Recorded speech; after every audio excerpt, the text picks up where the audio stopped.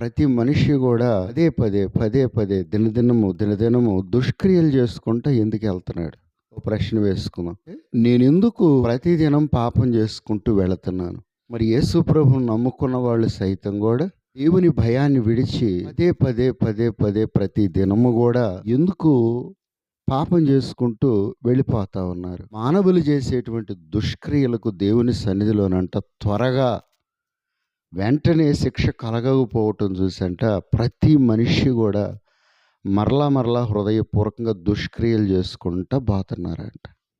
ప్రియమైన దేవుని బిడ్డలారా, ఈ స్థితి నుంచి మానవుడు విడిపించబడాలని దేవుని వాక్యం సెలవిస్తూ ఉంది. ఇక్కడ ఒక 2 మాటలు చెప్తాను. ఏంటంటే, దేవుని తీర్పు ఆలస్యమైనా సరే ఖచ్చితంగా జరుగుతుందండి. నా కడుపులో దేవుని భయం కలిగి ఉంటే నేను ఇలా చేస్తాననే ఒక ఆలోచన మనలోనికి రావాలి.